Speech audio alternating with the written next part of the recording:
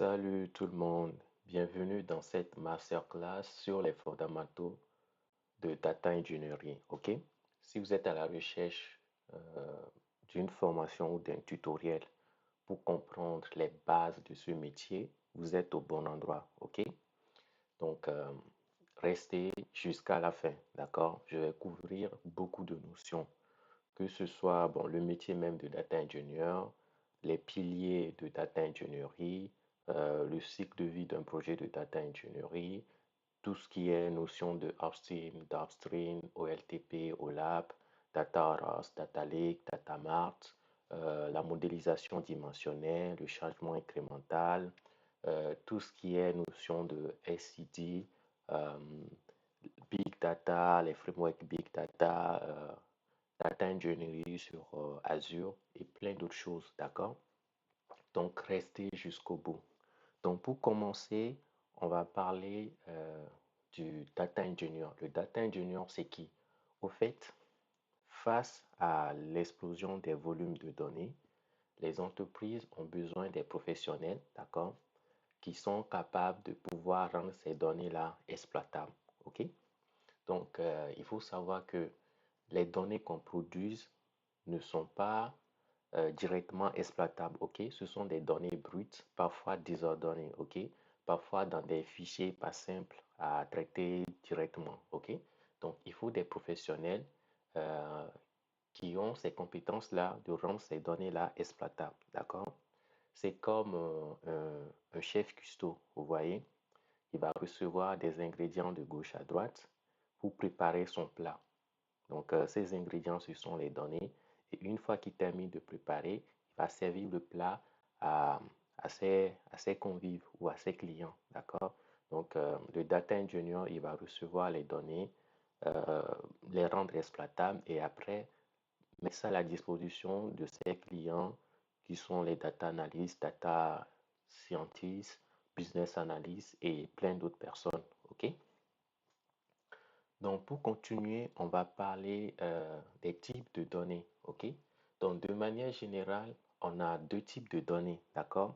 On a des données relationnelles et c'est-à-dire ce qu'on appelle le SQL, d'accord? Et le NoSQL, ok?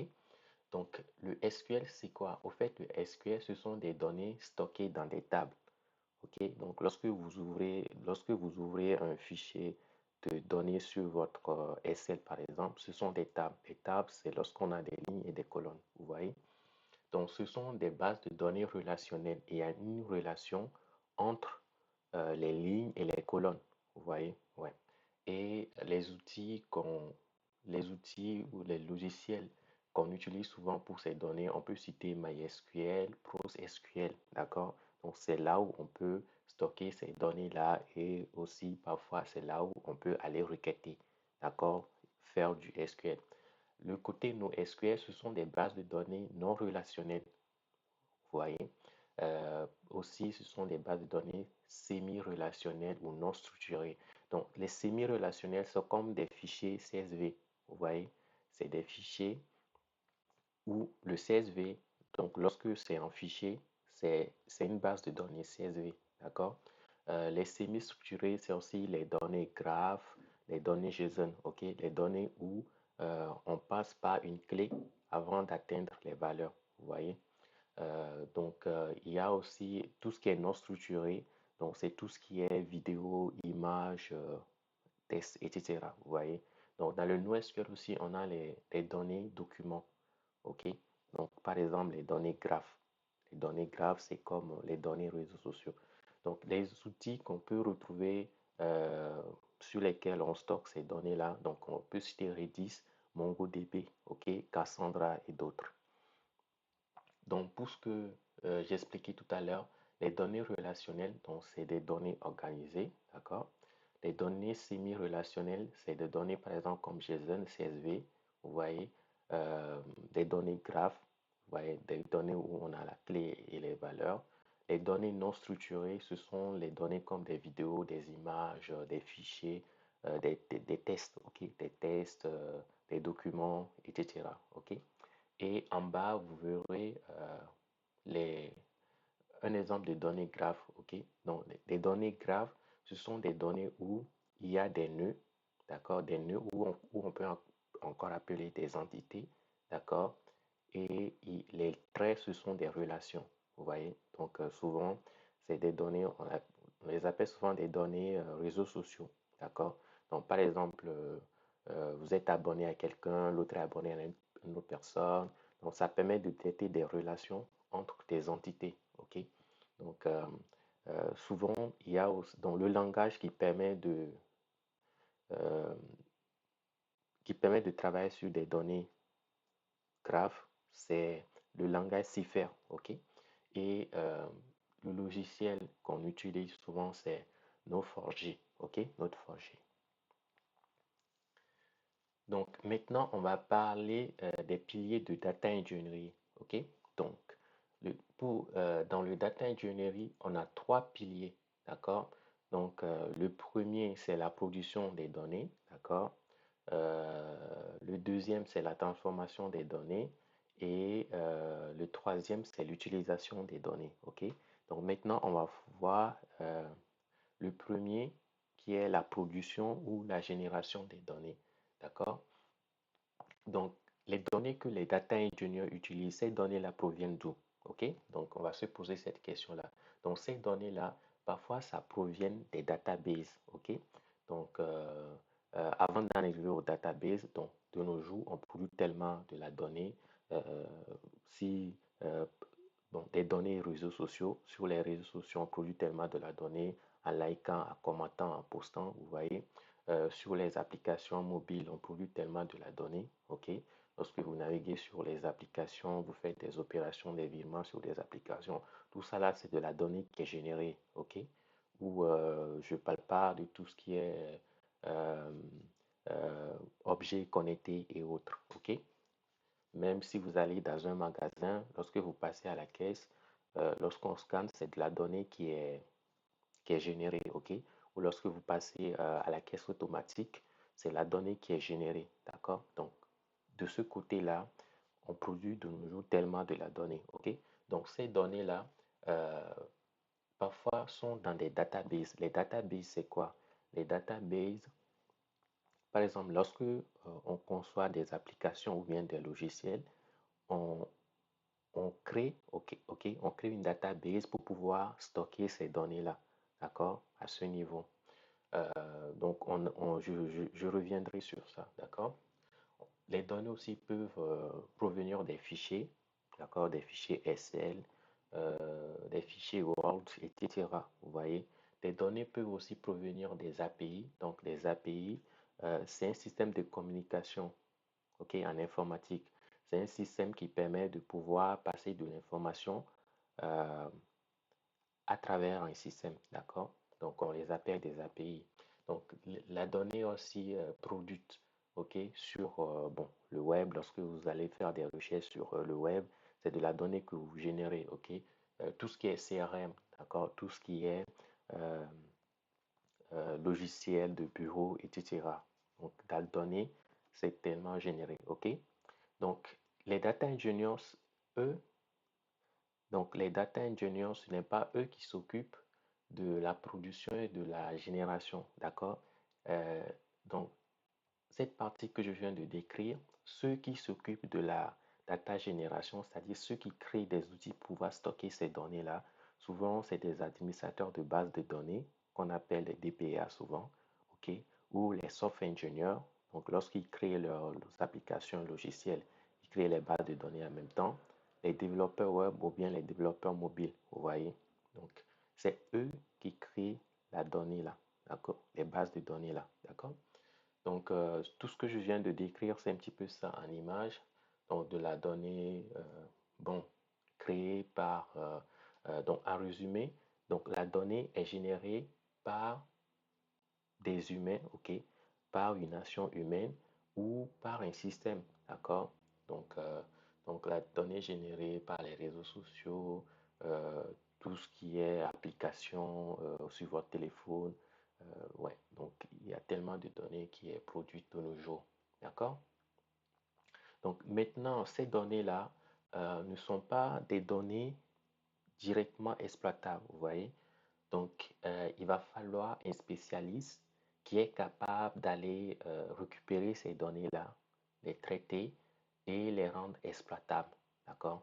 Donc, c'est là le data engineer intervient. D'accord? Donc, il a des outils pour faire l'extraction. OK? Après l'extraction, il a des outils pour faire la transformation. D'accord? Euh, donc pour l'extraction, il a des outils comme Airbase, il a des outils comme Fivetran, d'accord, et d'autres, d'accord.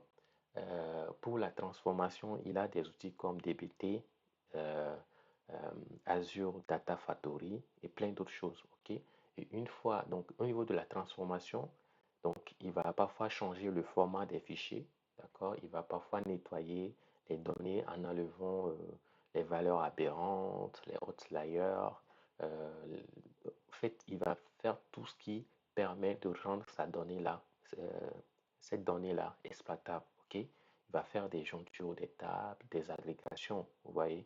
Donc, il va faire énormément de travail pour rendre la donnée là exploitable. Et une fois que c'est transformé, il va charger cette donnée là dans des data lakes, dans des data warehouse et bon, tous ceux qui sont data analystes ou data scientists ou d'autres personnes peuvent venir s'en servir après. OK?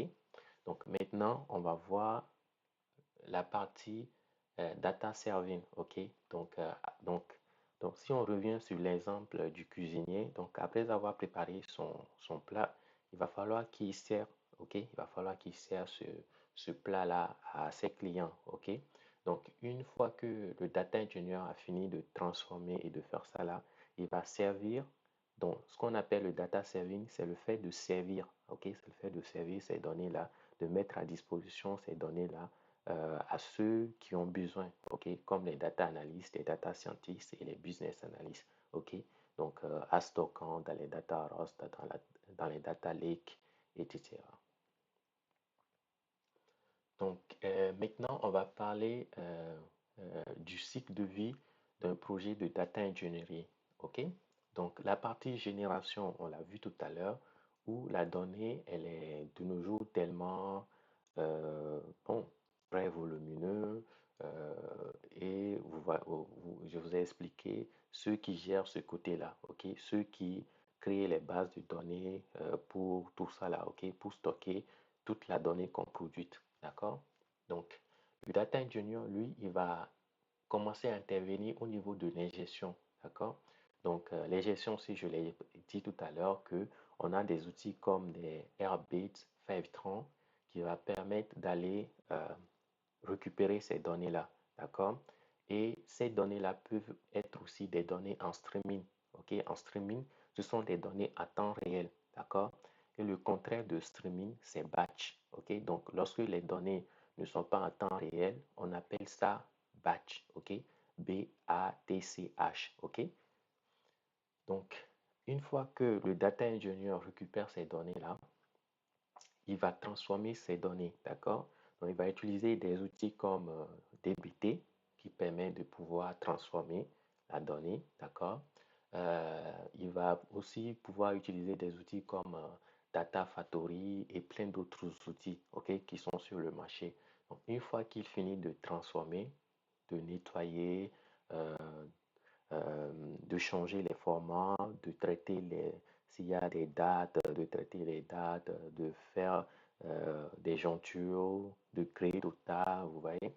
Il va servir ces données-là, d'accord? Il va servir ça dans les data warehouse ou bien data lake pour que le data analyst, data scientist ou l'ingénieur machine learning ou d'autres personnes, pardon, puissent s'en servir, ok? Ouais. Donc après, il y a un côté sous-jacent de son travail. OK? Donc, lorsqu'il fait tout ça là, il doit veiller à la sécurité de la donnée. D'accord? Il doit veiller en telle sorte que cette donnée-là ne soit pas accessible facilement par les hackers et autres. OK? Donc, il doit veiller à sa sécurité. Il doit veiller aussi à ceux qui ont accès. D'accord? Tout le monde ne peut pas avoir accès à ces données-là. D'accord? Donc, il doit veiller à ça. Donc, il y a des outils destiné pour ça. Il doit veiller aussi au management. OK? Donc, le data management, au fait, c'est le fait de pouvoir je sais pas, avoir des dictionnaires, des données par exemple, ok? De pouvoir avoir des documents qui permettent de comprendre les tables, les tables qu'il a créées, ok? Euh, de savoir aussi, au fait de documenter son travail, ok? Pour qu'on sache que il a créé telle table, telle heure, il a fait ça, pour que si quelqu'un reprend derrière, puisse se retrouver, ok? Et tout ce qui participe à la compréhension de sa table, d'accord? Vous voyez? Ouais, donc tout ça là, c'est ouais. Après, il y a le data ops. Le data ops, au fait, ça vient du DevOps, d'accord? Donc, lorsqu'il conçoit tout ça là, euh, parfois il faut l'automatiser. Vous voyez? Donc, il faut l'automatiser. Donc, il va mettre en place des déploiements continus et aussi de l'intégration continue, d'accord? Vers le cloud ou bien, ouais, ok? Donc, il a aussi besoin de ces compétences-là, d'accord? Il y a aussi le data architecture. Donc, lorsqu'il fait tout ça là, euh, il doit avoir une architecture, un plan, d'accord? Un plan qui montre euh, de là où il part et de là où il va, d'accord? Du début à la fin. Donc, c'est ça qu'on appelle data architecture. Donc, souvent, c'est des designs euh, qui peuvent tenir sur une page, ok? Et à vue d'œil, on peut voir l'architecture du système, d'accord? C'est très important aussi. Il y a aussi l'orchestration, d'accord? Donc l'orchestration, donc il y a des outils comme Airflow qui permettent à orchestrer les ETL par exemple, d'accord? Donc c'est-à-dire on n'a pas besoin de faire les choses manuellement chaque jour, mais on va mettre en place des outils qui permettent de tout pouvoir automatiser, ok? Automatiser l'extraction, la transformation et le chargement, vous voyez? Ouais. Donc, il a aussi besoin des compétences à software engineering, ok? Des compétences bon, en termes de programmation sur des langages comme Python, sur des langages comme SQL, c'est obligé, c'est très important. Sur des langages comme Java ou Scala, ok? Donc, et aussi toutes les bonnes pratiques d'un software engineering, d'accord? Ouais. Donc maintenant, on va parler des notions de upstream et de downstream. C'est quoi le upstream et le downstream, ok? Donc on va commencer à rentrer en profondeur des choses, d'accord? Votre upstream, donc le upstream d'un data engineer, c'est qui? Au fait, c'est toutes les personnes ou systèmes qui fournissent les données, d'accord? Donc au fait, c'est tout ce qui euh, participent à la génération de la donnée, d'accord? Donc, tous ceux qui ont permis de pouvoir récupérer les données générées, d'accord? Donc, par exemple, les administrateurs de bases de données euh, qui ont conçu des bases de données pour pouvoir stocker les données qu'on génère de nos jours, ok? Les software engineers à créant leur logiciel et leur application et d'autres ont conçu des bases de données pour pouvoir stocker les données de ces logiciels, de ces applications mobiles-là. OK? Donc, c'est eux qui permettent à la récupération des données. OK? Donc, le upstream, en résumé, au fait, c'est eux qui fournissent la donnée aux data engineers. Vous voyez? Donc, c'est eux qui fournissent la donnée aux data engineers. Il faut comprendre ça comme ça. D'accord? Et maintenant, lorsque le data engineer récupère la donnée, il va la transformer et après, il va mettre ça à la disposition de son downstream. Donc, le downstream, ce sont les personnes ou systèmes à qui on sert la donnée. D'accord? Donc, par exemple, les data analysts, les data scientists, les business analysts, etc. OK? Donc, le upstream, c'est ceux qui fournissent la donnée au data engineer et le downstream, c'est ceux à qui le data engineer euh, servent la donnée. D'accord? Ouais. Maintenant, bon, on va parler du côté système. OK? Donc, pour le upstream, on peut avoir des systèmes, OK? Des systèmes de base de données, OK? Comme les MongoDB, les Redis, les MySQL, PostgreSQL, euh, Microsoft SQL Server, ok, Oracle Database, ok. Donc, au niveau de Upstream, les données qu'on récupère des applications, des sites web, des logiciels et autres sont stockés euh, souvent dans ces databases-là, ok. Tout ce qui est Oracle, Oracle Database, PostgreSQL, MySQL, euh, MongoDB, etc. Vous voyez? Maintenant, lorsque le data engineer finit de transformer, ok, pour servir au downstream, lui, il va stocker ça dans les systèmes comme les data lakes et les data warehouse. Vous voyez un petit peu? Ouais, donc c'est un petit peu. Donc, si vous avez des questions, n'hésitez pas à les mettre dans les commentaires, ok? Et si vous trouvez ça intéressant, n'hésitez pas à liker, à partager, ok? À partager sur vos réseaux sociaux, LinkedIn, d'autres réseaux sociaux, ok? Donc, prochainement, je ferai d'autres masterclass ou bien tutoriels sur le côté pratique, ok? Surtout sur le cloud, ok? Donc, je vais commencer par Azure Cloud, après Google et voire même AWS, ok? Pour le métier de data engineering. Donc, en tant que data engineer, au fait, vous devez chercher à comprendre, ok, les métiers des upstream et des downstream, ok? Pas forcément à rentrer en détail, mais au fait, vous devez avoir une idée sur ce qu'ils font, d'accord? Sur ce qu'ils font comme boulot, d'accord? Donc, pour ça, en fait, ça va vous aider à faire quoi? Donc, ça va vous aider à maintenir de bonnes relations avec les deux côtés, ok? Donc, avec vos upstream, donc ça vous permet de recevoir des données fiables et parfois demander des modifications à ces personnes-là, d'accord? Vous voyez? Et après, avec vos downstream, donc ça va vous permettre de bien comprendre leurs besoins et exigences en termes de données, d'accord? Donc, ça va énormément vous aider si vous avez une idée sur ce que ceux qui sont au niveau du upstream font et ceux qui sont au niveau du downstream font, ok? Donc, c'est là où vous allez pouvoir... donc, vous avez besoin de comprendre ces deux-là pour avoir une bonne synchronisation, d'accord? Ok. Donc, maintenant, on va parler des bases de données OLTP et OLAP. Ok? Donc, les bases de données OLTP, c'est quoi? Donc, pour revenir aux bases de données OLTP, d'accord? Donc, la définition, c'est Online Transactional Processing. Ok? Donc, OLTP, au fait, c'est les bases de données qui servent de stocker les données qu'on produise, bon, des applications mobiles, des sites web, des logiciels de bureau, ok, etc. D'accord? Donc, c'est des bases de données sur lesquelles on peut faire ce qu'on appelle le CRUD. Le CRUD, c'est quoi? Ça veut dire le C, c'est create, ok, le R, c'est read, ok, le U, c'est update et le D, c'est delete, ok. Donc, c'est des bases de données sur lesquelles on peut créer, lire la donnée, la modifier ou la supprimer, ok.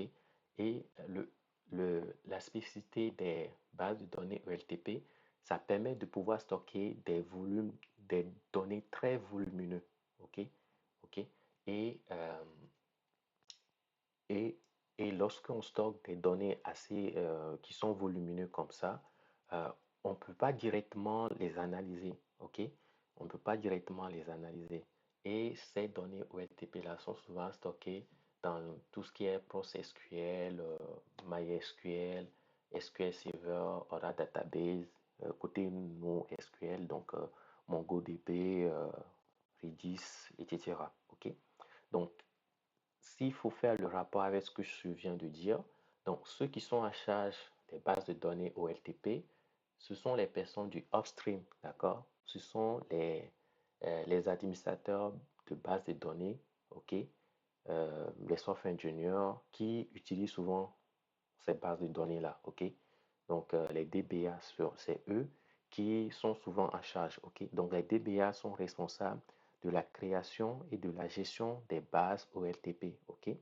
Et en tant que data engineer, on va être souvent amené à traiter ces bases de données-là, OK?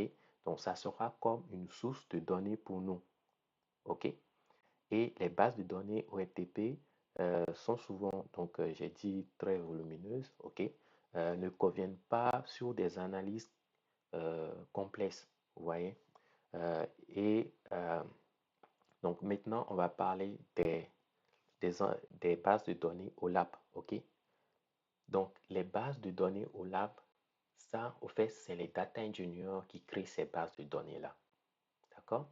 Donc, la définition, c'est Online Analytic Processing. OK? Donc, c'est des bases de données qui sont destinées à l'analyse. OK? Donc, la différence, c'est quoi? Au fait, les bases de données OLAP, les sources des bases de données OLAP peuvent provenir de n'importe où. Vous voyez, donc peut provenir des sites web, des réseaux sociaux, des bases OLTP même, ok? Donc ça peut provenir de n'importe où et on peut transformer ces données-là et les stocker dans les bases de données OLAP, ok? Faire l'agrégation et les stocker là-bas, d'accord?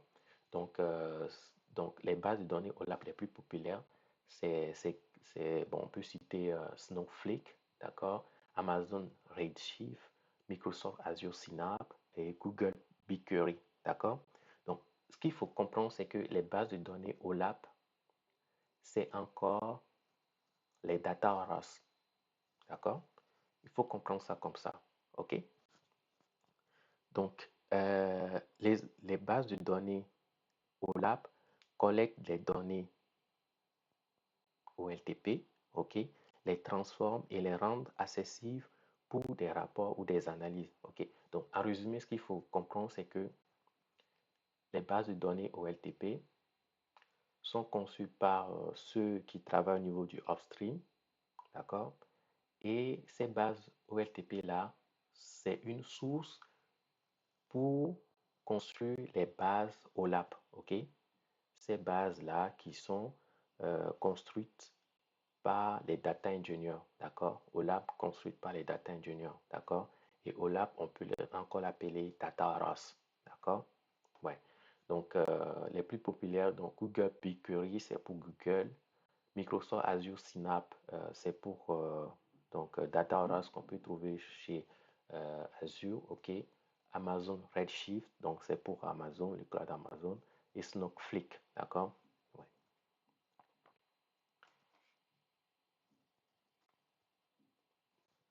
Donc, après, après un petit tableau pour aller encore en profondeur.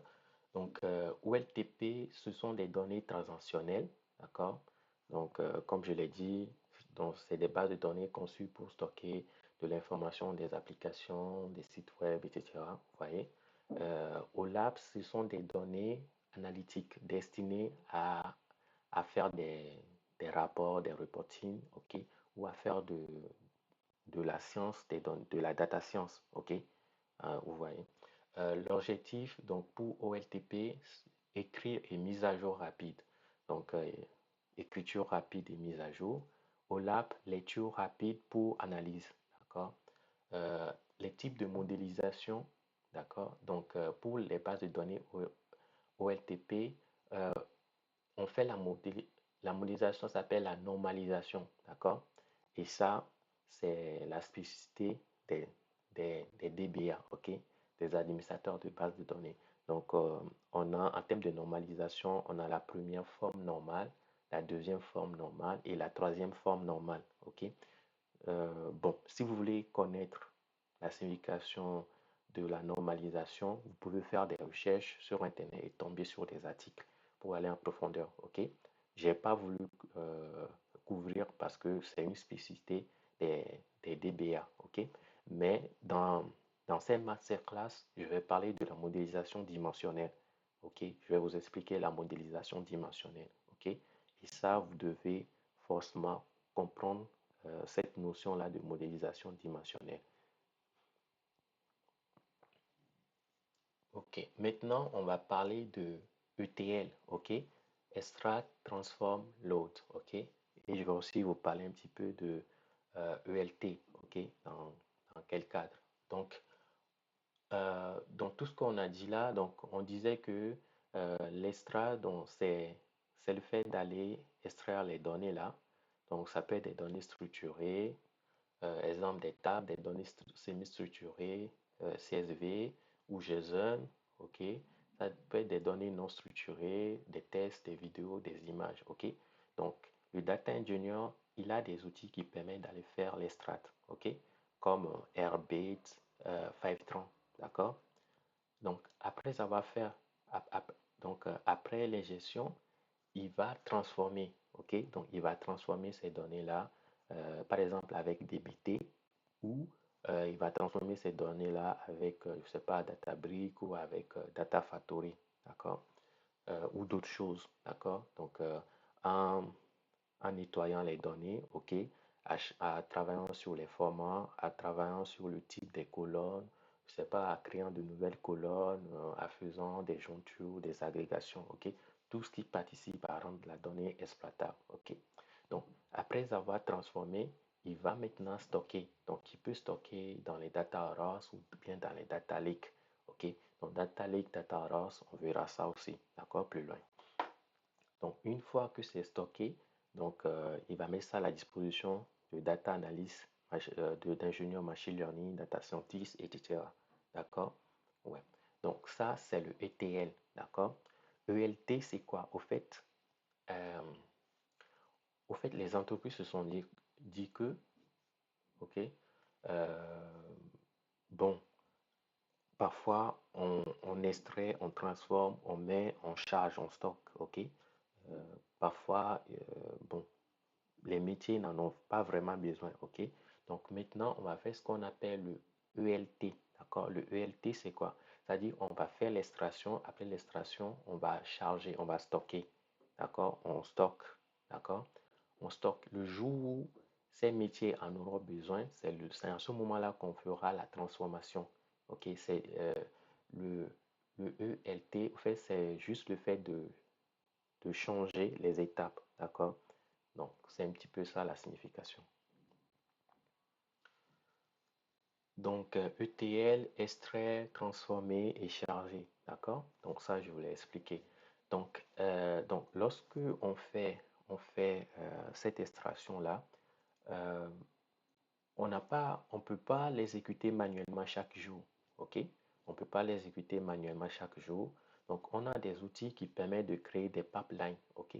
Donc, qui permettent d'automatiser l'extraction, la transformation, le chargement, etc. OK? Et ça s'appelle pipeline. Pardon. Donc, ces pipelines fonctionnent de manière similaire comme des conduites d'eau. OK? Donc, les données, donc, comme l'eau, circulent automatiquement du réservoir source. Donc, les réservoirs sources qui peuvent être des bases de données OLTP, d'accord? Des fichiers CSV, des API, des données venant du web, etc. OK? Jusqu'à la destination qui est Data Warehouse, ok, là où on stocke les données, ok, Data Warehouse ou Data Lake, d'accord? Donc, ces pipelines assurent l'extraction régulière, ok, donc par exemple toutes les heures, la transformation en fonction de la logique définie, d'accord? Le chargement dans l'entrepôt de données pour permettre l'accès au rapport et à l'analyse, ok? Donc, le chargement pour permettre que les autres puissent l'utiliser, ok? Donc, en image, c'est un petit peu un exemple de pipeline, d'accord? Donc, le pipeline, c'est quoi? Ce qu'il faut comprendre, c'est que on a le ETL, d'accord? Et maintenant, on ne peut pas faire tourner ça manuellement chaque jour, ok? Il va falloir qu'on l'automatise, d'accord? Donc, lorsqu'on automatise le ETL, ok, c'est là on appelle pipeline, ok? Data pipeline, ok? Donc il y a trois zones, ok? Il y a trois étapes. Donc, la partie data ingestion que j'ai longuement expliqué jusque-là. La partie data processing ou data transformation, ok? Et la partie data storage, ok? Stockage, d'accord? Et pour votre pipeline, ça doit respecter trois propriétés, d'accord? Le premier propriété, c'est la résilience. OK? D'accord? Donc la résilience. Donc la résilience, au fait, c'est le fait que on doit concevoir notre pipeline en telle sorte que même s'il y a des erreurs, ça doit continuer à fonctionner. OK? Ça ne doit pas s'arrêter. C'est ça qu'on appelle la résilience. OK? Deuxième, euh, la stabilité. OK? On doit concevoir les choses en telle sorte que lorsque le volume devient assez élevé, d'accord? Le volume des données, d'accord? Notre pipeline doit être à mesure, ok, à mesure de l'encaisser, d'accord? De l'encaisser, ok? Donc, ça ne doit pas s'arrêter ou, euh, disons, exploser, ok? Donc, ça doit être en mesure d'encaisser l'augmentation du volume des données, d'accord? Et le troisième, c'est le monitoring, d'accord? Donc, on doit avoir, je ne sais pas, un tableau de bord ou bien quelque chose qui nous permet de voir les voyants, ok? De voir si tous les voyants sont au vert ou bien au rouge. Vous voyez? Ouais. Donc, c'est ça qui est le monitoring. Maintenant, on va parler de data arrays et des couches, ok? Ou des layers, d'accord? Donc, data arrays, c'est quoi? Donc, data arrays, j'en avais parlé tout à l'heure. Donc, ce sont les bases de données au lab, d'accord? Donc, les data arrays, c'est donc après, lorsque les data engineers finissent de transformer la donnée, au fait, euh, ils peuvent, ils peuvent la stocker dans les data arrays, d'accord? Donc, les data arrays, ce sont des, des, des tables, ok? Ce sont des données, ce sont des tables structurées, d'accord? Là, eux, euh, ils, euh, ces données-là sont que des tables structurées, d'accord? Vous voyez? Et les data arrays, j'avais expliqué tout à l'heure que les data arrays peuvent avoir plusieurs sources de données. OK? Donc, les sources de données peuvent provenir des bases de données OLTP, OK? Ou des API ou des sites web. D'accord?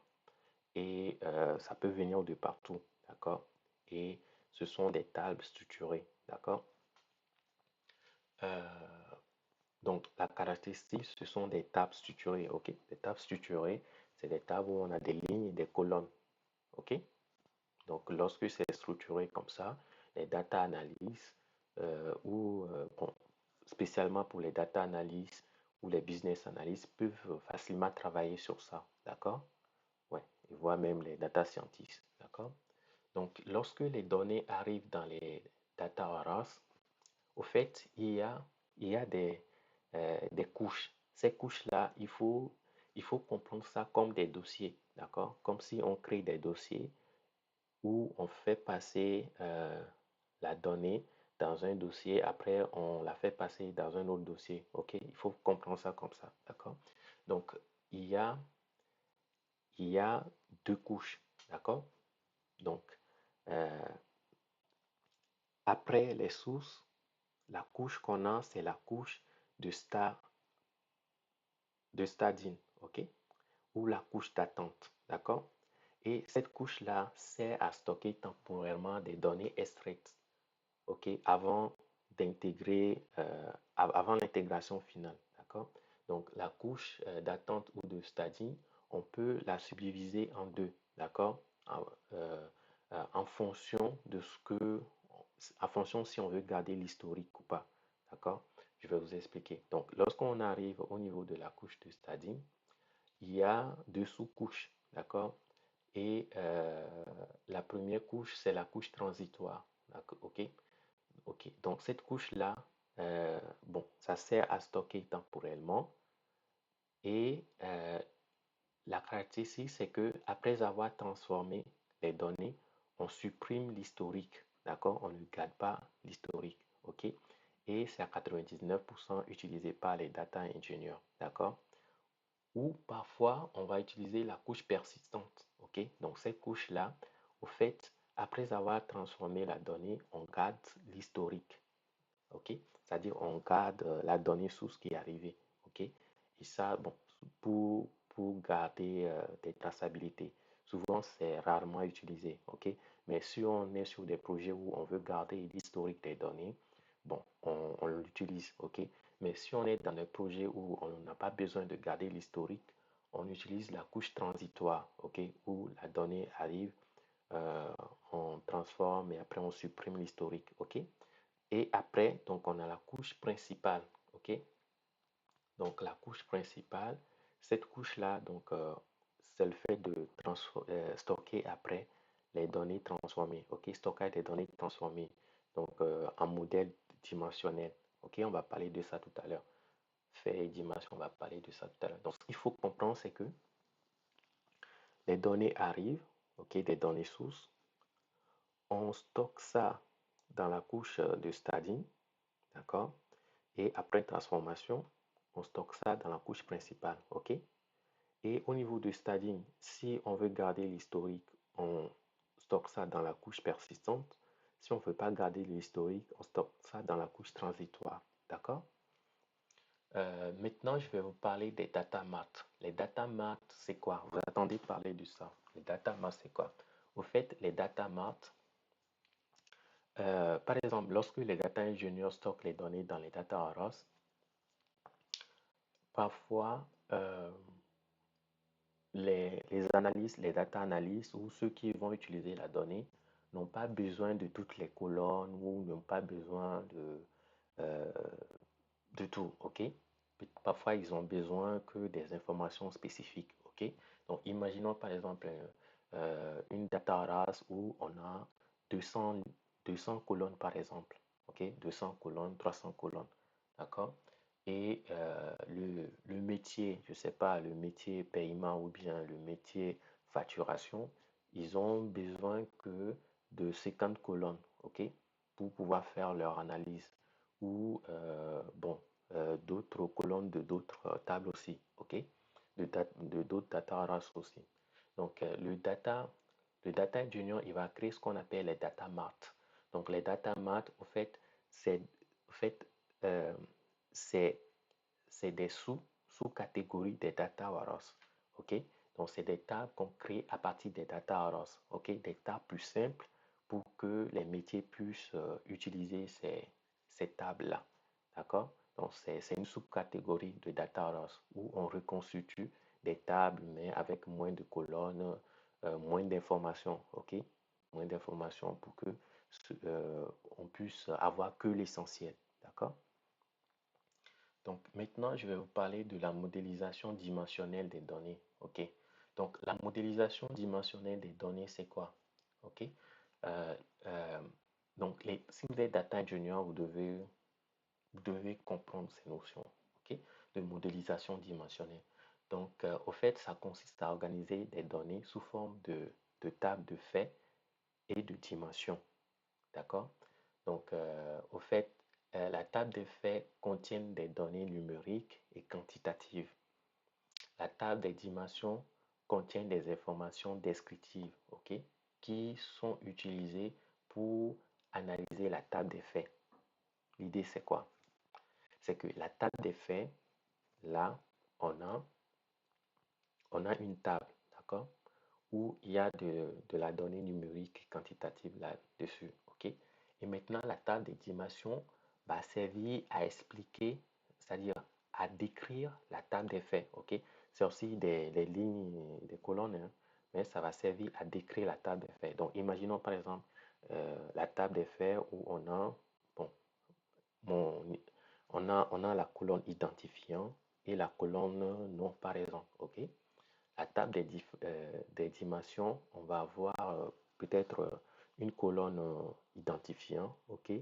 Après, on va voir l'information adresse, euh, bon, la date de naissance, le lieu de naissance, vous voyez. Donc, ouais. Donc, au fait, c'est ça, d'accord? C'est les tables de dimension permettent de décrire la table des faits, d'accord? Donc, contrairement aux bases de données OLTP, le data engineer, lui, il ne fait pas de la normalisation, d'accord? Il fait plutôt une modélisation dimensionnelle, ok? À des normalisants, d'accord? Donc, lorsqu'on fait la modélisation dimensionnelle, on a la possibilité de créer deux types de schémas, d'accord? Donc, on peut, les schémas, en fait, c'est des modèles, ok? C'est des modèles de données, d'accord? Donc, on peut créer un modèle en étoile. Donc, le modèle en étoile, c'est quoi? C'est qu'on a la table des faits qui est au milieu, vous voyez, et on a la table des dimensions qui sont tout autour. Vous voyez un petit peu? C'est le modèle en étoile, il faut comprendre ça comme une famille, ok? Où vous avez les parents au milieu et vous avez les enfants tout autour, d'accord? Donc, le schéma en étoile, c'est qu'on a la table des faits qui contient les informations quantitatives et numériques, d'accord, qui est au milieu, et on a la table des dimensions qui contient des informations descriptives qui sont tout autour. Donc, si vous regardez mon exemple, par exemple, au milieu, on a une table qui, qui explique, qui donne les informations sur la quantité, ok? La quantité d'un produit, par exemple, ok? Et tout autour, on a, bon, les tables de dimension qui sont sur les employés, d'accord? Euh, leur, leur identifiant, leur nom, leur date de naissance, ok? Après la table de dimension produit, là on a l'identifiant, ok, donc identifiant produit, le nom du produit, le type, ok. La table dimension temps, ok. Et là on récupère, euh, bon, en termes de temps, des informations, ok. La table de dimension, euh, ouais, qui montre la localisation, ok, et autres. Donc, il faut comprendre que la table des faits, c'est des données où on a de l'information numérique et quantitative, et la table des dimensions, c'est des données où on a des informations descriptives, ok, qui permet de comprendre la table des faits, d'accord? Donc ça, c'est le schéma en étoile. Donc on appelle schéma en étoile parce que c'est organisé sous forme d'étoile, ok?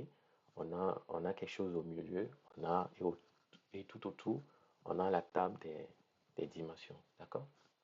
Le schéma à flocons de neige ou bien le schéma snowflake, c'est quoi? Le schéma à snowflake, c'est que là, euh, au fait, l'idée, c'est quoi? L'idée, c'est que la table des dimensions, ok, peuvent avoir des relations avec la table des faits. Et après, ces tables de dimensions peuvent aussi avoir des relations entre elles. D'accord? Donc l'idée, c'est ça, c'est que là, on n'a plus une table au centre, mais on a toutes les tables qui ont des relations entre elles. D'accord? Donc, ouais, c'est un petit peu ça. Donc, le schéma en étoile, donc après, en termes de structure, donc le schéma en étoile, donc donc ce que je viens de dire, dimension, donc la table des dimensions reliée à la table des faits, d'accord? Schéma en flacon de neige, dimension organisée en hiérarchie, ok? C'est comme hiérarchique, où, bon, il y a une table de dimensions, il peut y avoir des relations entre la table des dimensions même, à la fois des relations avec la table des faits, vous voyez, mais c'est organisé de manière hiérarchique, ok? Donc le schéma en étoile, c'est simple à faire, ok? C'est simple à mettre en œuvre. Le schéma en flacon de neige, c'est plus complexe, ok? Mais très économe en termes de stockage, ok? D'économie de stockage, ok? Le schéma en étoile, c'est très rapide, ok? En termes de performance, c'est très rapide euh, si on veut requêter des informations ou autre, ok? Mais schéma en flacon de neige, donc c'est relativement un petit peu plus lent, d'accord? Euh, Schéma en étoile, facile à gérer, d'accord? Schéma en flacon de neige, un petit peu difficile, d'accord? Et le schéma en étoile est à 99% plus utilisé, d'accord?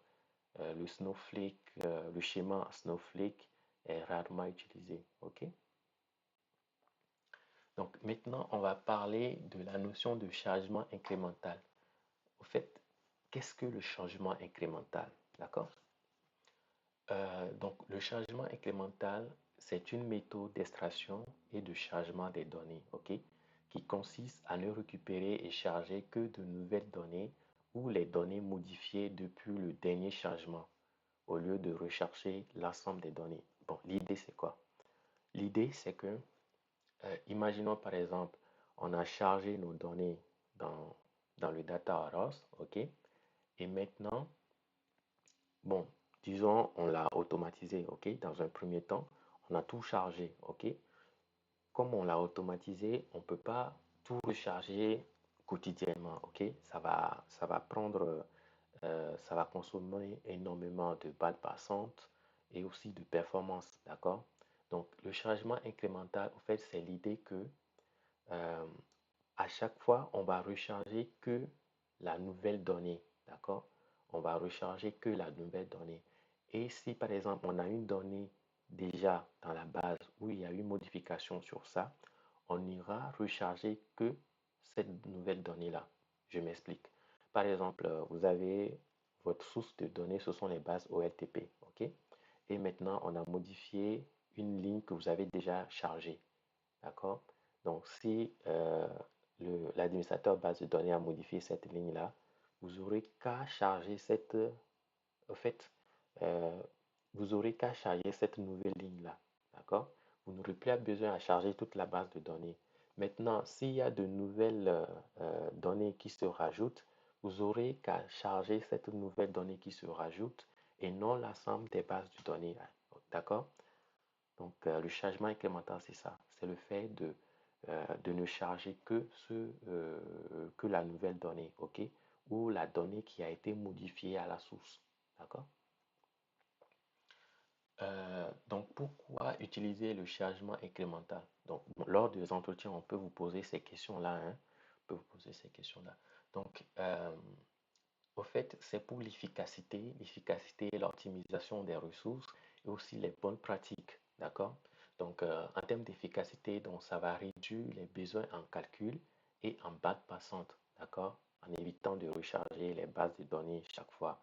Donc, aussi, ça va accélérer les processus ETL, ok? Surtout lorsque la source contient un volume de données important, d'accord? En termes d'optimisation, donc ça diminue la charge sur les systèmes sources et les data warehouse, d'accord? Et permet de gérer efficacement les mises à jour fréquentes des données, d'accord? Les bonnes pratiques, c'est que le chargement incrémental est la méthode standard en data ingénierie, ok? C'est la méthode standard. Les rechargements complets ne sont utilisés que dans des cas exceptionnels, les amis. Donc, les amis, si vous trouvez ça intéressant, je vous invite à partager ça sur vos réseaux sociaux, LinkedIn et d'autres, d'accord?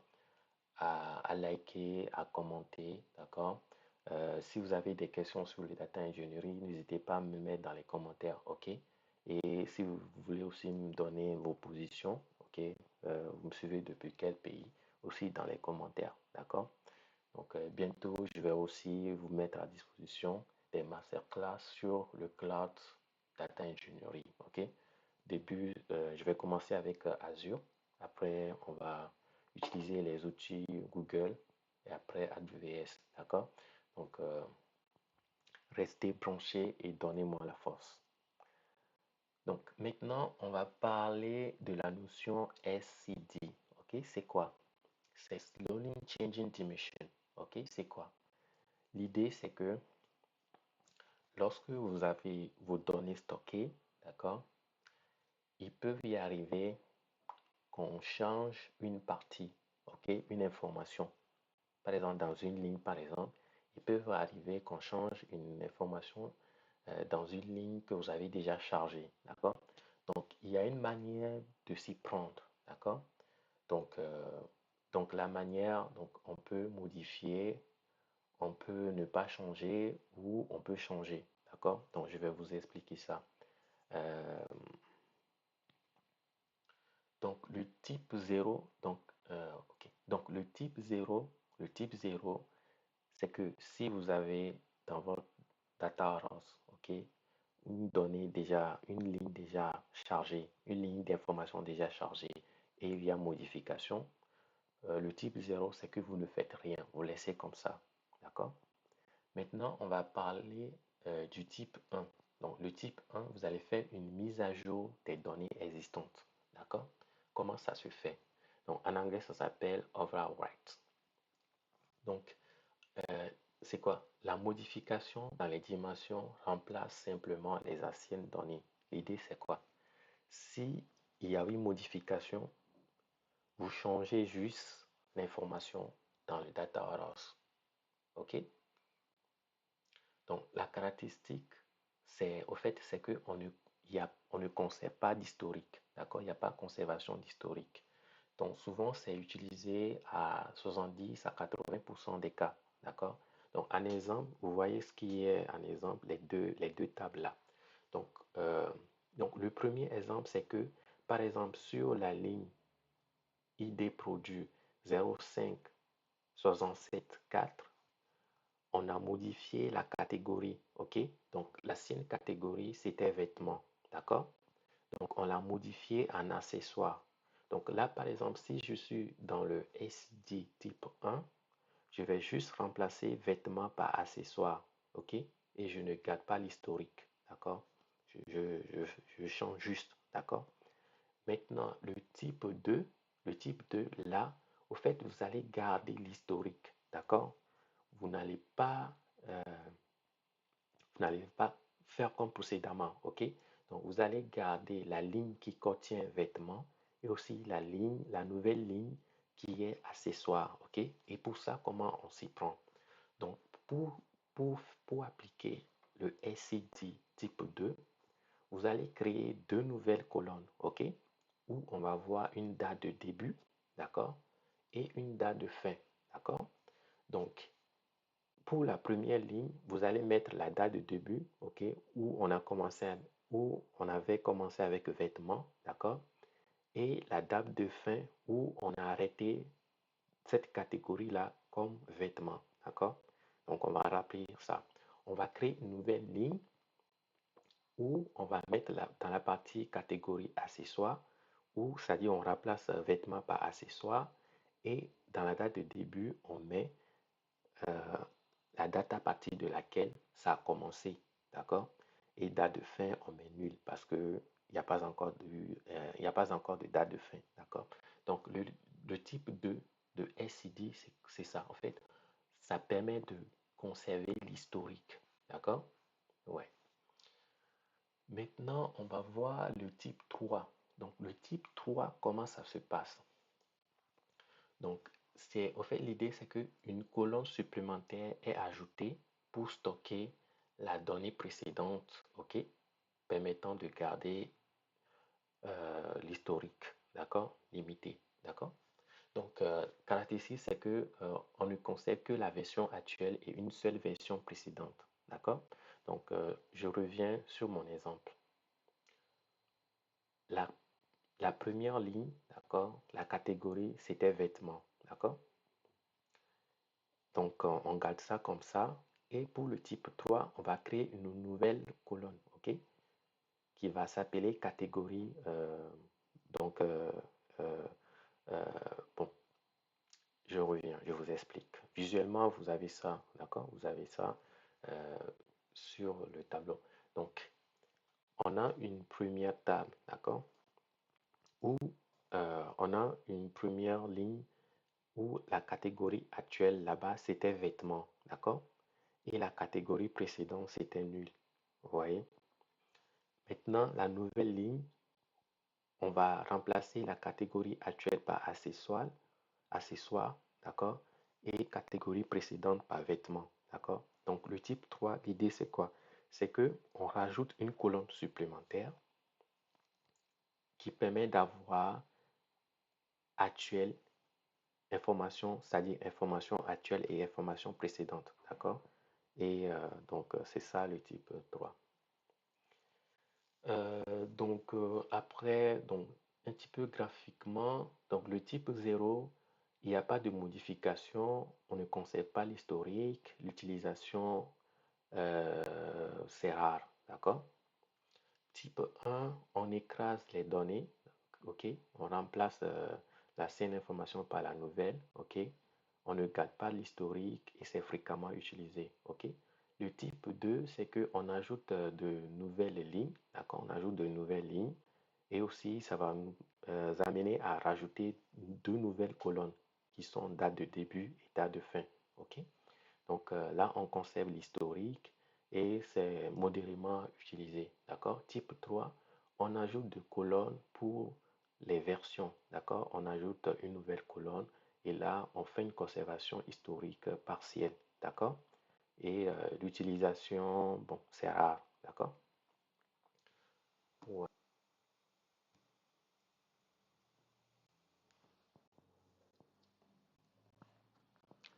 Maintenant, on va parler de data security et data masking. OK? L'idée, c'est quoi? Au fait, c'est la sécurité des données, OK, et l'accès aux données sensibles. D'accord? Donc, par exemple, pour la confidentialité, les données doivent être accessibles qu'aux utilisateurs autorisés. D'accord? Tout le monde ne peut pas accéder aux données facilement. Donc, par exemple, les données RH, tout le monde ne peut pas accéder à ces données-là. OK? Par exemple, il peut y avoir des informations sur bon, le salaire des personnels, sur la vie privée des autres collaborateurs. OK? Donc, vous devez veiller en sorte que l'accès à ces données-là soit restreint. OK? Il y a aussi l'intégrité. Donc, l'intégrité, c'est de garantir les attitudes et la qualité des données. D'accord? Donc, éviter des données soient corrompues ou modifiées sans autorisation. Donc, veiller à ce que tout le monde ne puisse pas euh, accéder et modifier quelque chose, par exemple. D'accord?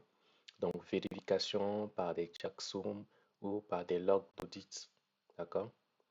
Il y a aussi le côté disponibilité des données. Donc, les données doivent être disponibles pour les utilisateurs autorisés au moment voulu. Donc, ceux qui en ont besoin, il faut qu'ils puissent accéder à ces données-là dès qu'ils ont besoin. D'accord? Donc, assurer un accès rapide et continu aux données. Donc, en termes de sécurité, donc vous pouvez aussi appliquer des règles de chiffrement. Donc, chiffrer les données pour qu'elles soient illisibles en cas de fuite. Donc, à cas de fuite sur les réseaux, que ces données-là soient illisibles. OK? Euh, le contrôle d'accès, donc limiter l'accès aux données seules. Donc, seules aux personnes habilitées. D'accord? En termes de classification, il faut identifier les données qui sont confidentielles et les autres, d'accord? Et appliquer des règles de sécurité spécifiques, d'accord? Et pour la sécurité réseau, mettre en place des protections au niveau du réseau pour éviter toute fuite ou interception des données, d'accord? C'est très important. Maintenant, on va parler des compétences, ok, essentielles d'un data engineer. Donc, pour un data engineer doit avoir de très bonnes compétences en programmation. D'accord? Donc, il doit avoir de très bonnes compétences en SQL, SQL pour plus poussé, d'accord? Que ce soit la data manipulation, la création des tables, les fonctions sur SL, etc. D'accord? SQL sur poussé. SQL, mais de manière plus poussée. Et vous pouvez retrouver un cours sur Liquidity Learning qui est sur SQL pour Data Engineering. D'accord? Aussi, euh, il doit avoir des compétences sur des langages comme Python, Java, Scala. D'accord? Donc, il y a aussi Python pour Data Engineering. D'accord? Donc, il y a aussi un cours sur Liquidity Learning comme ça. Python pour Data Engineering. Aussi des compétences sur tout ce qui est management des databases, donc savoir comment manager les databases, des compétences sur le cloud computing, d'accord, comment utiliser le cloud pour data engineering, les outils cloud pour data engineering, ok. Aussi des compétences en data pipeline et ETL, les process, d'accord, savoir comment ça se fait, les data pipelines, les ETL, ok. Des connaissances sur tout ce qui est les technologies big data, d'accord. Des compétences sur la modélisation dimensionnelle, ok, la modélisation des données, les data rows, les couches de data rows, ok. des compétences sur l'automatisation et les scripts, d'accord? Être à l'aise avec les commandes, les terminaux de commandes, d'accord? Comme Linux par exemple, ok? Aussi avoir des compétences en tout ce qui est déploiement continu et euh, intégration continue, d'accord? Déploiement continu et intégration continue. Aussi des compétences sur la data sécurité et privacy, donc respect de RGPD, etc. Et aussi avoir des connaissances en termes d'analyse et de résolution de problèmes. Donc, comment s'y prendre s'il a un problème, d'accord? Comment résoudre le problème. Donc, il doit avoir ces compétences-là. Aussi des compétences en communication. Donc, comment communiquer ses résultats, comment communiquer avec les autres équipes, ok? Et la collaboration. Donc, on avait dit que lorsqu'on avait parlé de upstream et downstream, que pour la bonne synchronisation, le data engineer, même s'il n'a pas besoin de connaître les autres métiers, il faut qu'il puisse avoir une idée, d'accord, sur ce que les autres font, ok, pour que ça puisse être bien synchronisé. Maintenant, on va parler des outils de data engineering. Donc, on va parler des top languages, par exemple. Donc, on a eu à parler de Python. Donc, Python, c'est très important. Donc, il y a Python pour data engineer. Il y a des choses que les data engineers doivent forcément maîtriser. Donc, déjà, les bases de Python, d'accord? Tout ce qui est variable, liste, tuplé, tout ce qui est boucle, les fonctions, d'accord? Les formes, euh, les conditions, ok? Les conditions plus poussées, ok? Aussi avoir des compétences sur des librairies comme Pandas par exemple, des compétences sur Python pour scraper, le web scraping, etc. D'accord? Euh, Après, le langage Java aussi, c'est très important. D'accord? Mais il faut commencer par Python. D'accord? Après, vous pouvez aller sur Java. Après, il y a Scala aussi. Donc, Scala aussi qui est très demandé. Ouais. Et le SQL chapeaute tout. Le SQL, c'est obligé. Vous devez forcément avoir ces compétences-là. En termes de top data warehouse, on peut citer Snowflake. Donc, Snowflake, c'est indépendant du cloud. D'accord? Et c'est créé par les Français, mais c'est aux États-Unis quand même. D'accord? Après, on a Apache Hive. Donc, c'est open source. C'est une data warehouse open source. Maintenant, on a des data warehouse cloud comme BigQuery pour Google, Amazon Redshift pour Amazon, Azure Snap pour Azure. D'accord? En termes de top orchestration, on a Apache Airflow par exemple. D'accord? Donc, Apache Airflow aussi, c'est très demandé. C'est un petit peu complexe, mais très demandé. Donc, vous devez aussi l'apprendre. Il y a Dagester qui est plus facile à utiliser. D'accord? Il y a Marge, il y a Prefect. Ouais. Modern Data Engineering. Donc, les amis, si vous trouvez que c'est intéressant, n'hésitez pas à liker, à partager sur vos réseaux, sur LinkedIn. D'accord? Ça peut aider d'autres personnes et puis ça peut m'encourager à vous mettre d'autres ressources. D'accord? Je vais mettre bientôt des tutos pratiques. D'accord? Sur Data Engineering, sur Azure et d'autres. Donc, n'hésitez pas à me donner la force, ouais, et aussi à le dire dans les commentaires. D'accord? Donc, des entreprises récentes arrivent sur le marché, ok, en disant les outils que vous utilisez sont désormais dépassés, d'accord, et ils ne sont pas adaptés aux nouvelles charges de données, aux nouveaux volumes et l'approche qu'on utilise, c'est trop ancien, d'accord. Et pour eux, en tant que nouvelle entreprise, ils ont des outils pour nous simplifier la vie. D'accord? Et c'est ça qu'on appelle le modern data stack, c'est-à-dire les outils qui sont plus faciles à utiliser pour faire du data engineering. D'accord? Et pour choisir ces outils-là, il faut tenir compte de l'analyse du besoin. Est-ce que l'outil résout à mon problème? D'accord? Aussi vérifier la réversibilité. Est-ce que si l'outil coûte trop cher ou ne fonctionne plus, est-ce que je suis en mesure de le remplacer facilement ou pas, d'accord? Aussi comparer la complicité et le coût, d'accord? Donc ça, c'est un exemple de Modern Data Stake où dans la partie gestion, on a des outils qui permettent d'aller récupérer les données, de faire l'extraction des données, comme Fivetran, Airbit, d'accord? On a les data warehouse comme Snowflake, Amazon Redshift. Ça, c'est juste un exemple, hein, ouais. Il y a Data Lake comme Amazon Athena, Data Lakehouse comme Databricks, ok, et des outils de transformation comme DBT, Airflow, d'accord. Après, la partie Business Intelligence, donc ça, c'est les outils qui permettent de faire des tableaux de bord, de faire des analyses, ok. On peut mettre Power BI aussi là-bas. Donc ça, c'est un autre exemple où, bon, au niveau de Data Source, on a les autres.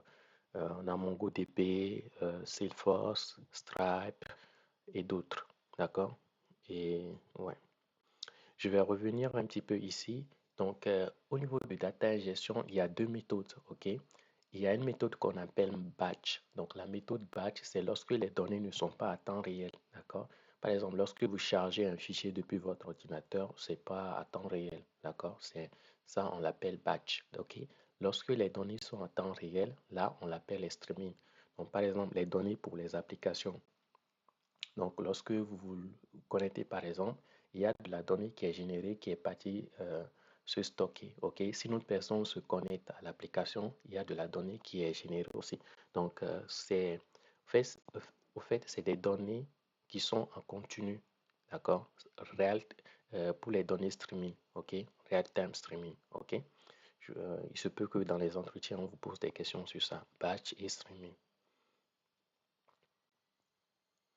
Maintenant, on va parler de data lake. C'est quoi un data lake? Au fait, l'idée d'un data lake, au fait, c'est un système de stockage qui permet de centraliser de grandes quantités de données, ok, quel que soit leur format.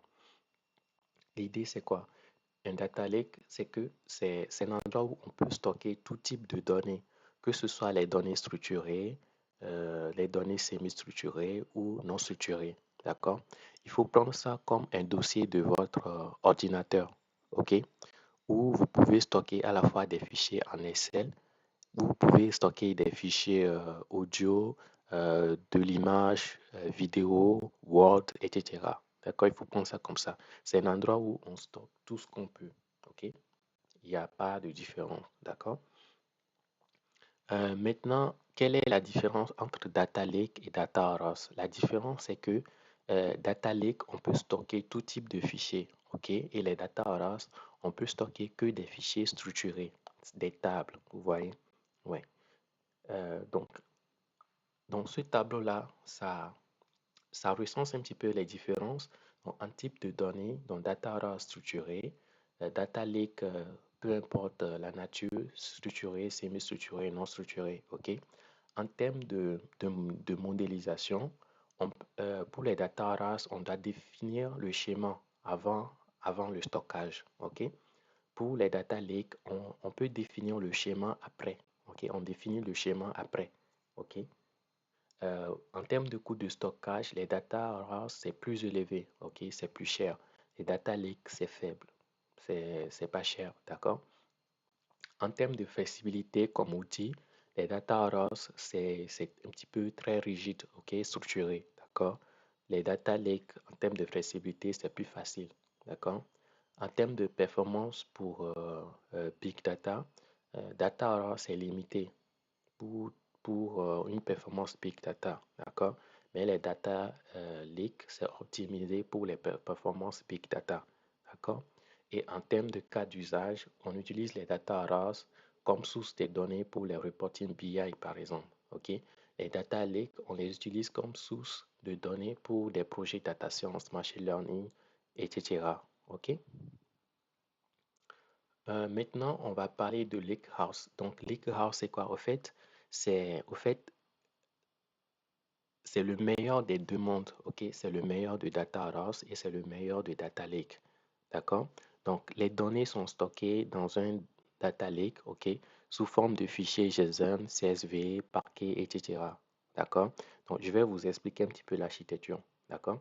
Donc, dans un data lake, on stocke les données sous sous tout type de format, ok, que ce soit structuré, non structuré ou pas. Et par-dessus, on ajoute une couche métadonnées, ok, appelée aussi couche logique ou couche d'abstraction, vous voyez. Et cette couche contient le schéma des données, ok, comme dans des tables, euh, comme dans les data warehouse, d'accord. Et grâce à cette couche, on peut construire des modèles dimensionnels. On peut appliquer toutes les techniques classiques de data warehouse, ok? Modélisation en étoile, les SID type 1 et 2, ETL, changement incrémental. Et on peut aussi interroger les données avec du SQL, ok? Même si elles ne sont pas stockées dans des bases de données relationnelles classiques, ok? Euh, donc, les lake house, au fait, c'est la puissance du lake house, au fait, c'est le meilleur de data lake et le meilleur de data warehouse. D'accord? Donc, le meilleur des deux mondes, donc la souplesse du data lake et la rigueur et la performance de data warehouse. D'accord? Et cette approche appelée lake house permet de stocker tout type de données. OK? Faire du reporting, du machine learning, maintenir une gouvernance de la donnée. D'accord? Maintenant, on va parler des formats de fichiers, donc les formats lignes et les formats colonnes. Euh, donc, les formats lignes, ce qu'il faut comprendre, c'est que c'est pour les databases OLTP. Ok. C'est utilisé souvent pour les databases OLTP, la manière de stocker les données. D'accord? On les stocke par ligne. Ok? Euh, les formats colonnes, c'est utilisé par les data warehouse, euh, les bases de données OLAP. D'accord? Donc, c'est stocké colonne par colonne. D'accord? Et donc, si on revient pour Rastor, les données sont écrites ligne par ligne sur le disque, ok, de stockage. Et donc c'est utilisé par les systèmes OLTP car c'est efficace pour écrire et mettre à jour les données et très adapté quand on veut insérer ou modifier des enregistrements rapidement. Ok?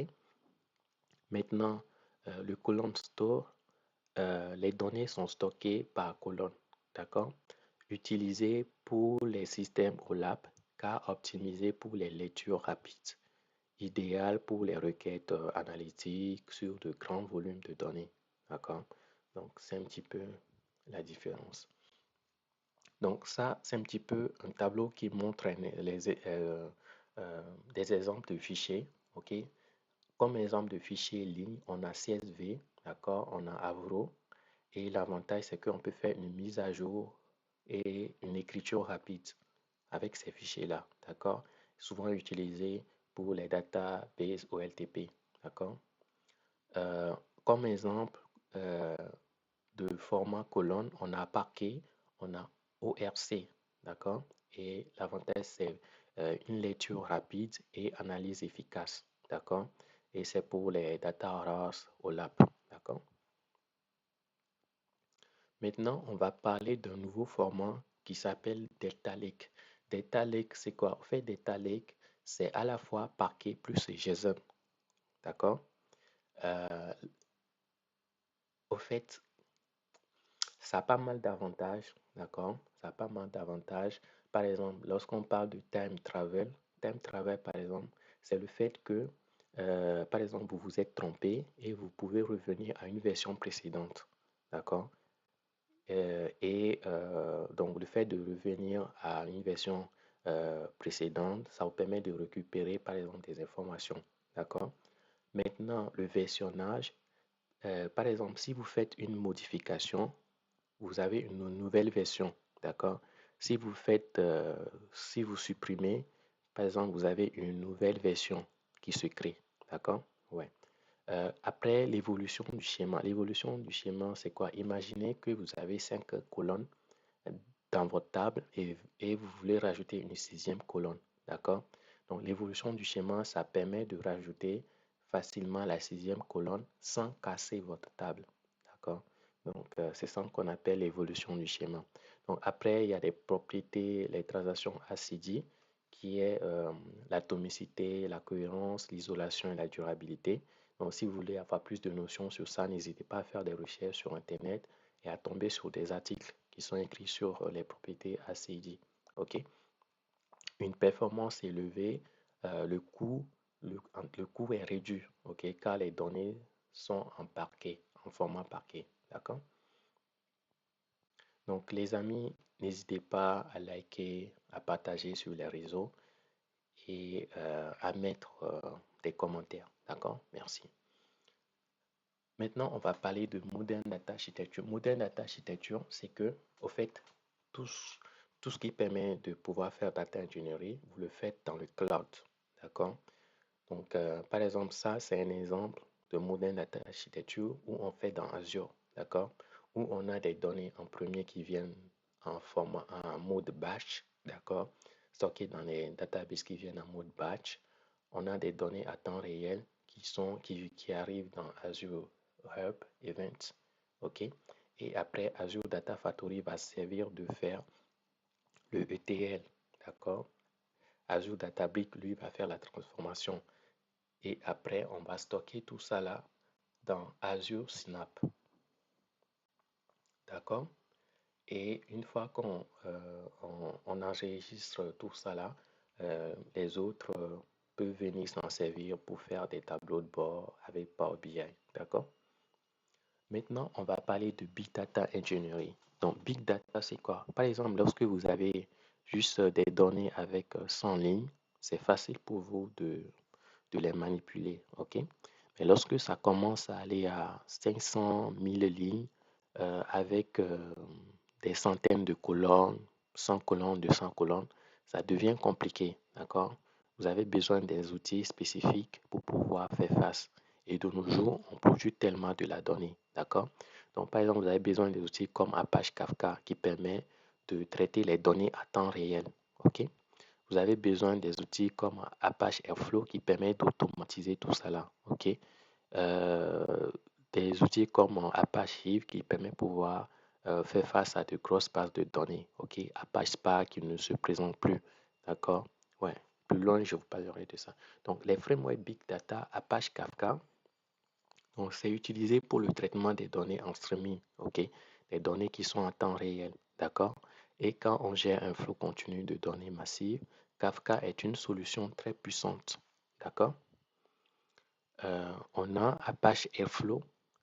Donc, pour rappel, Kafka, ça a été créé par Liquidine et confié à la fondation Apache. D'accord? Donc, après, on a Airflow. Donc, Airflow, c'est créé par Airbnb et confié à la fondation Apache. OK? Donc, outil pour décrire, exécuter et surveiller des workflows ou des pipelines. D'accord? Et c'est basé sur des graphes à cycle dirigé. En fait, c'est sous forme de tâches. OK? Où on donne telle tâche à faire, telle heure, vous voyez. Ouais, et c'est écrit en Python. D'accord? Euh, donc, si,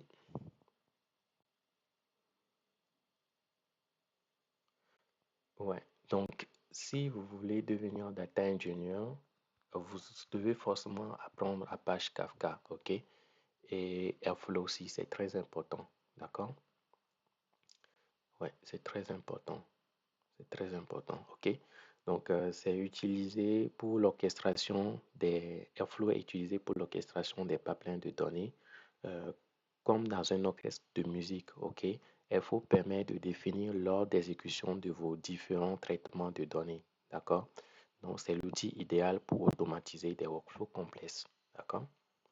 Maintenant, on a Apache Hive. Donc, Apache Hive, si vous connaissez le SQL, Hive vous sera familier, d'accord? Il permet de créer des tables, de travailler avec des bases de données sur des environnements Big Data, d'accord? Ouais. Maintenant, on va parler de Spark. Donc, Spark, c'est le framework phare du Big Data, ok? Apache Spark est extrêmement demandé sur le marché, d'accord?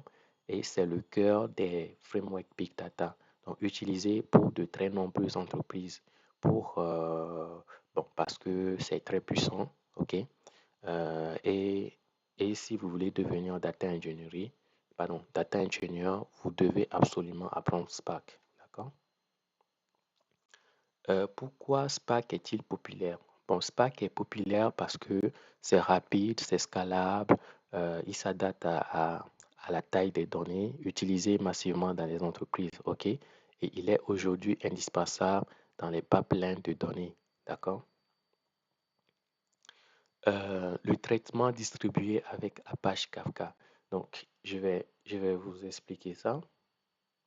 Donc, c'est quoi le traitement distribué avec Apache Kafka? Donc, imaginez que vous êtes dans votre salle informatique à l'école, ok, ou à l'université avec 10, 20, 50 ou même 100 ordinateurs, ok. Et maintenant, imaginez qu'on connecte tous ces ordinateurs-là ensemble pour n'a former qu'un seul ordinateur, ok. Et imaginez la puissance de ce système. Imaginez la vitesse aussi avec laquelle il peut traiter les données. OK? Et ce concept, c'est ce qu'on appelle le calcul distribué. C'est lorsque on combine les puissances des machines pour pouvoir bénéficier de leur puissance et de leur vitesse. D'accord? C'est ça qu'on appelle le calcul distribué. Et dans Big Data, on ne confie pas le travail à une seule machine. Non, c'est pas possible. OK? Mais à plusieurs machines qui travaillent ensemble. D'accord? Et quand plusieurs machines travaillent ensemble, on appelle cela un cluster. Un cluster, OK? Maintenant, on va parler, donc maintenant que vous avez compris le calcul distribué, parlons de Spark, d'accord? Imaginons que vous soumettez une tâche de traitement de données à Spark, OK? En fait, voici ce qui se passe, d'accord? Donc, lorsque vous soumettez un travail, il y a un nœud qu'on appelle drive nœud, OK? Ou le nœud conducteur, d'accord? C'est la machine principale, OK? Et c'est le cerveau du cluster. Elle ne traite pas directement les données, non. Elle oriente le travail, ok? Elle dit à chaque machine ce qu'elle doit faire, d'accord? Donc, par exemple, la première machine que vous avez là, task, ok?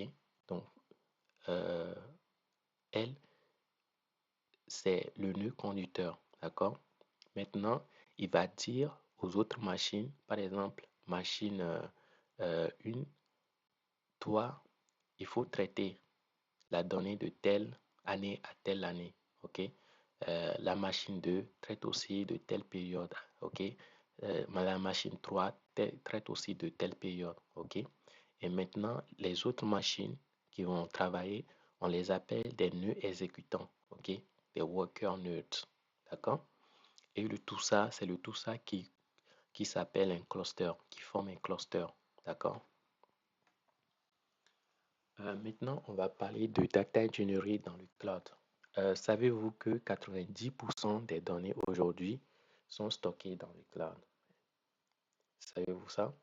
Donc, au fait, seules les données très sensibles sont encore stockées en local, ok? Et c'est lorsque c'est en local, on appelle cela on-premise, ok? Euh, ouais. Donc, le contraire de cloud, c'est local. Et après, sinon, on-premise, ok? Et pourquoi le cloud? Parce que le cloud est bon marché, il est flexible, il est accessible de partout. D'accord? Maintenant, les trois géants du cloud. Donc, voici les trois principaux fournisseurs cloud. OK? Donc, les trois géants du cloud, on a Azure, Microsoft. OK? On a AWS, qui est Amazon Web Service. On a GCP, qui est Google Cloud Platform. D'accord? Ouais. Maintenant, on va parler du cloud computing. Le cloud computing, c'est quoi? Au fait, euh, disons que vous avez besoin de 100 ordinateurs, ok? Et ça veut dire 100 processeurs, 100 CPU, 8 gigaoctets de mémoire RAM pour chaque ordinateur, 1, teraoctet de stockage pour chacun, ok? Tout cela va vous coûter très cher, d'accord? Et en plus, il est possible que vous n'utilisez qu'une partie. OK? Il est possible que vous n'utilisez pas tout quotidiennement. OK? Il se peut que parfois vous utilisez qu'une partie et parfois d'autres parties. D'accord? Et parfois vous n'utilisez que par exemple 50 ou 60, ok? Ou parfois vous aurez besoin de 80, de 90, ok? Et parfois vous aurez par exemple besoin de 200, d'accord? Et lorsque vous avez besoin de 200, il va falloir acheter les 100 ordinateurs supplémentaires, d'accord? Et, et pour éviter tout ça là, c'est là où le cloud computing arrive, ok?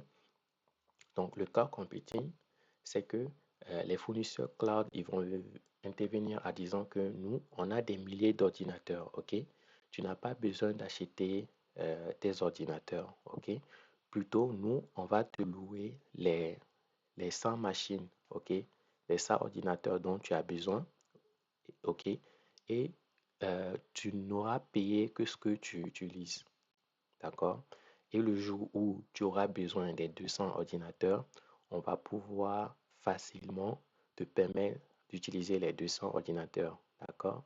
Et le jour où tu n'auras besoin que de 80, tu utiliseras que les 80 et tu paieras que pour ça. D'accord? Ouais, donc c'est un petit peu ça le cloud computing. D'accord? Euh, donc le cloud computing, c'est que on ne possède pas les ordinateurs, mais on les loue. C'est comme on les loue, comme un service, vous voyez? Ouais. Et pourquoi le monde utilise le cloud aujourd'hui? Parce que le stockage est peu coûteux, d'accord? La sécurité est gérée par les fournisseurs à 99%, d'accord? On peut adapter facilement les ressources, ok? En termes de scalabilité, lorsqu'on a besoin plus de ressources, on peut vite s'adapter, d'accord? Euh, on n'a pas besoin d'avoir des entrepôts, d'avoir euh, des entrepôts pour stocker les serveurs et autres, d'accord? Pour gérer du matériel sur site, d'accord? Et on a juste besoin d'un accès à Internet et on ne paie que ce que on consomme, d'accord? Maintenant, on va parler d'architecture médaillon, ok? Bronze, silver, gold, d'accord? L'architecture médaillon, en fait, c'est un modèle d'architecture de données que les data engineers utilisent, d'accord? Ce n'est pas tout à fait nouveau, mais c'est relativement récent par rapport à d'autres concepts plus anciens, ok? Euh, Par exemple, lors des compétitions, on a des médailles bronze, argent, or. C'est presque la même chose, vous voyez? Et l'idée, c'est quoi? C'est comme des dossiers, vous voyez? Des dossiers et lorsque on récupère les données, donc, lorsque les données sont brutes, on les stocke dans le dossier bronze. Après avoir transformé ces données-là, on les stocke dans le dossier silver. Et lorsqu'on veut, on a fini, on veut stocker la donnée finale, on la stocke dans le dossier gold. D'accord? Donc, on le fait euh, la raison principale, c'est pour sa robustesse, d'accord? Parce que ça permet de pouvoir se retrouver dans un environnement complexe, d'accord? Où on a beaucoup d'informations. Donc, ça permet de bien s'organiser, vous voyez? Donc, ça, c'est un petit peu un exemple d'architecture médaillon. Euh, je vais vous expliquer, je vais vous expliquer un petit peu comment se structure l'architecture médaillon, d'accord? Par exemple, il y a le layer, le bronze layer, aussi appelé la couche brute, d'accord?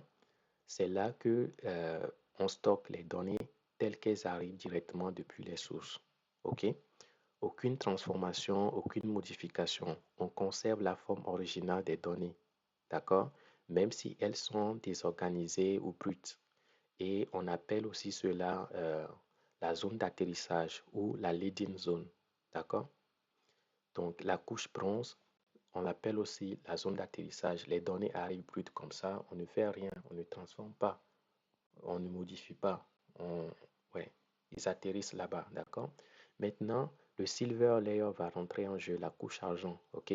Là, on commence ici à nettoyer, à transformer, à agréger les données. D'accord? Cela inclut le nettoyage des données, la modélisation dimensionnelle, d'accord, la gestion des schémas, etc. OK?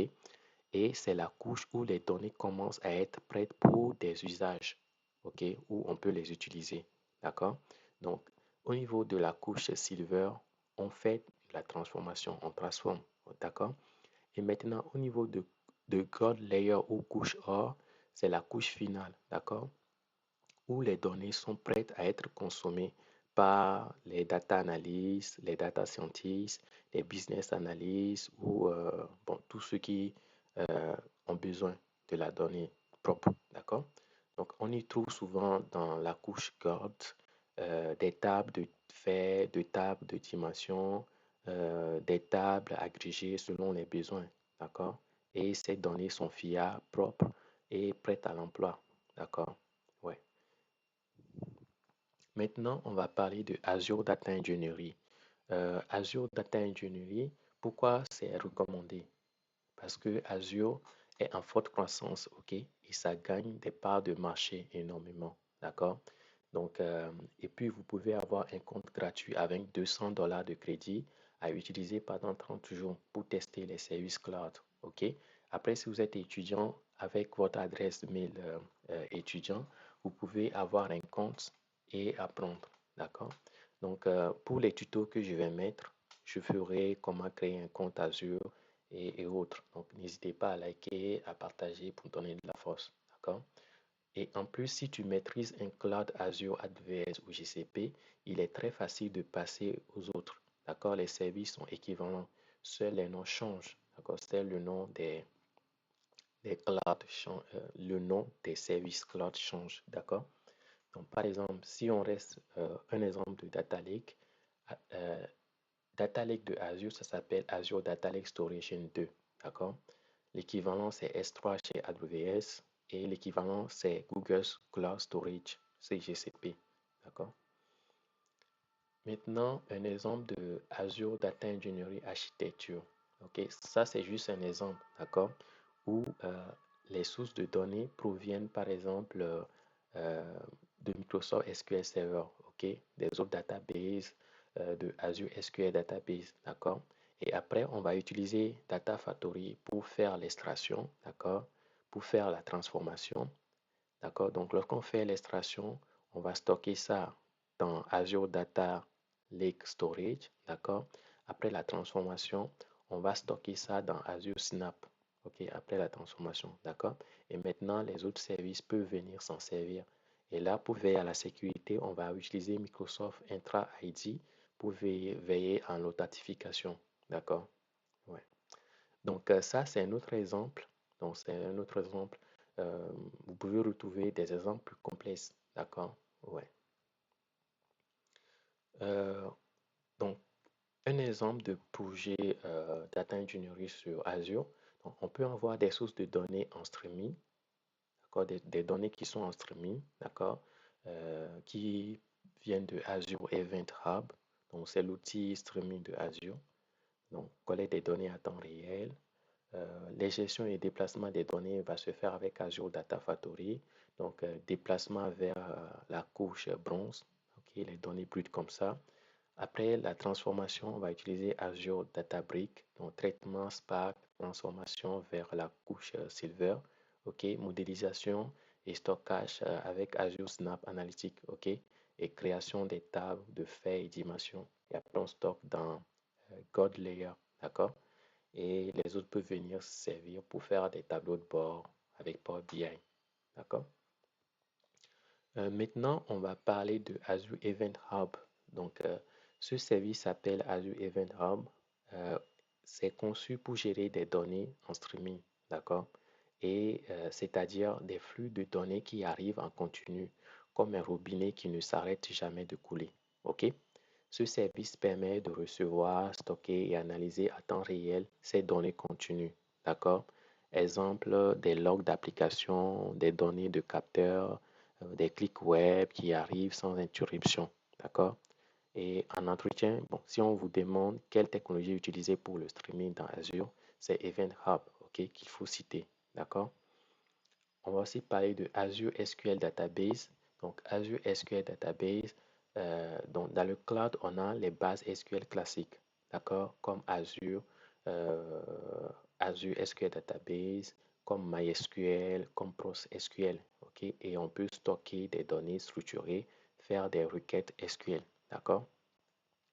On a Azure Data Lake, donc on a Azure Data Lake Storage Gen 2 et on a Azure storage même. D'accord? Après l'outil ETL de Azure, ça s'appelle Azure Data Factory. Ok? Donc, c'est un outil low-code. C'est une plateforme d'intégration de données ETL. D'accord? Dans Azure. Et ça permet d'extraire, de transformer, d'orchestrer les données. OK? Entre différentes sources. D'accord? Donc, que ce soit les sources venant de API, base SQL, Data Lake et autres. OK? Et il y a très peu de code nécessaire. C'est le code. D'accord? Donc, par exemple, connexion à une API pour récupérer les données stockées après dans un Data Lake. D'accord? Demande. Donc, la demande est très élevée sur le marché. Donc, n'hésitez pas à apprendre comment l'utiliser. Il y a Databricks. Donc Azure Databricks, donc c'est une plateforme basée sur Apache Spark pour le traitement et la transformation des données. D'accord? Il utilise des clusters Spark managés. Donc pas besoin de gérer les workers ou le driver. D'accord? Euh, ouais, c'est très demandé et sert à transformer les données brutes en données raffinées. D'accord? Donc par exemple de la couche bronze au silver. D'accord? Et c'est aussi très demandé. D'accord? Et sur Azure Databricks, vous allez pouvoir utiliser le langage PySpark. D'accord? Le langage PySpark, c'est du SQL Python. D'accord? Donc, il y a pas mal de ressources là-dessus. Si vous voulez travailler dans Data Engineering, vous êtes obligé de connaître ce langage. D'accord? PySpark. Il y a Azure Snap Analytics, donc c'est le Data House, d'accord? C'est le Data House Azure. Donc, solution cloud pour construire des Data House, d'accord?